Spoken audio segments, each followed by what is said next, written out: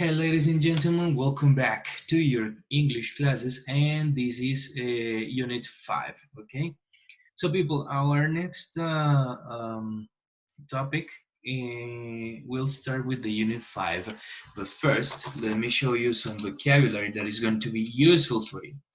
We're talking about page 51, yeah, student's book, and in exercise number 5, you will find some vocabulary about genres of fiction. Okay, these are genres like horror, or science fiction, blah blah blah.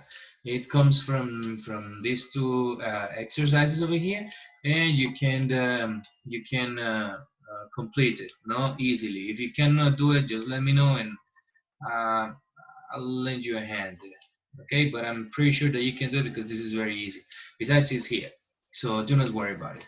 Okay, so next page will be the lesson one, Once Upon a Time.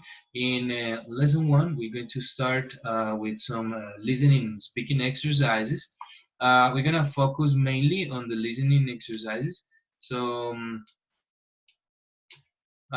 here there are the audios. This is like CD2 track 2 and CD2 track 3.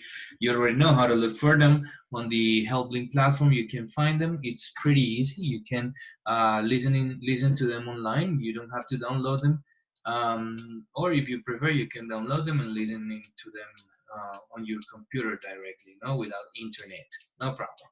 Okay, no, well, you just follow the instructions to perform these exercises. Very easy, it's nothing like difficult. Plus, they talk about some stories over here that you may know, like Aladdin, or this girl, Little Red Riding Hood, etc. No. Oh, look, there are the names like Sleeping Beauty, Pinocchio, Little Red Riding Hood, Cinderella, Bluebeard, and Aladdin. Okay, you can well take a look at them. Anyway, you already know them. I'm pretty sure that you know who Pinocchio is. No, what? Really nice. So let's go straight to the point. Straight to the point is grammar part, which is the narrative tenses. So yes, we were talking about some tales or fairy tales, because here we're going to focus on the narrative tenses. But wait, are they difficult? Answer: no, they're not at all. They're actually very easy, easy, easy. Um, some of these tenses are like the past simple, the past continuous, the past perfect, and the past perfect continuous. And all of them are related. In here, there are some questions that have to do with the topic, but they are not pretty well explained over here. So why don't we take a look at them in page 169? So let's go straight to the point. Page 169. So here we can find in Unit 5 the narrative tenses. No, it's really easy actually. Yeah, I know that's my favorite phrase, that it's really easy, but it's because it's true, guys. Everything in English is really easy. You just need to pay attention, and that's it. Well, the narrative tenses, when we tell a story, we use lots of different past tenses in order to build up a sequence, and sequence the events in the story. Well, by this they mean that there are things that happened first than others. No, so that's what they mean. So different tenses have different uses. Well, that is true. Let's start with the past simple and the past continuous. Okay, we combine these two sentences to talk about an event that happened while something else was already happening. Okay, let's read it again. We combine these two sentences. So we combine them, okay, to talk about an event that happened while something else was already happening. Okay, so take a look at the examples. He was looking around the cave when he found a magic lamp. You see that? And the next example says he was crying in the kitchen when she was crying in the kitchen when her fairy godmother appeared. This is nothing but the past simple versus the past continuous, the action that was ongoing in the past that was interrupted by simple past action. Very simple. No, we already knew this, so let's continue with the other. The past perfect and the past simple. We can use the past simple to describe an action or event that is nearer to the present time. Okay, so the past simple, listen, the past simple is to describe an event that is nearer to the present time. That means that the past perfect is not that near to the present. It's far away from the present. Okay, that's what they mean. We use the past perfect to describe the action or event that happened before that. Okay, so in this case, which one is closer to the present? The past simple. Very good. The past perfect is not that close. It's far away from the present. Okay. So example, she got to the college, I think. Yeah, she got to the college at 7:15 p.m. Okay. Uh, well, I see no sense for that. She got to cottage. Okay, okay. She got to the cottage at 7:15 p.m. Okay, and we continue over here.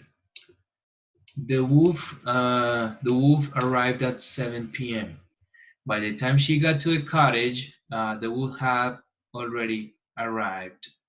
Okay, so they're just describing um, two things, like Little Red Riding Hood arrived at certain hour and the wolf arrived at certain hour that was before the hour she had arrived. So by the time she got to the cottage, the wolf had already arrived. Okay, so easy, no? This happened first and it happened later. Okay, that is why this is the simple past and this is the past perfect. Okay, next, past simple and past perfect continuous. They say we form the past perfect continuous with had been plus past participle. Okay, so she had been sleeping for 100 years. Okay, so ella había estado durmiendo por 100 años, for 100 years. They had been living on the streets. They had been living on the streets. Ellos habían estado viviendo en las calles. They had been living on the streets. When we want to contrast the past event with something even further back in the past, we can use the past perfect continuous. You see? Hey, really nice. This implies that the further back action or event that had continued up to the past event. The continuous form emphasizes the continuation of the activity. Example, she had been walking for hours when we finally found her. Okay, they were looking for her, they couldn't find her. And when they finally found her, she had been walking for hours. Okay, simple. For more information on the uses of the past simple, past continuous, and past perfect, see Unit 1, page 164. So that means that we had already worked on these tenses, so they are not difficult, okay? They must not be difficult for you because you already knew this information. So it's really, really easy, okay? They are really easy to use. Okay, so let's go back to the book. And with all this information that we already have, let's continue with the activities, no? This is another listening activity. It's the track 4 in CD2. You just listen to it and answer those questions.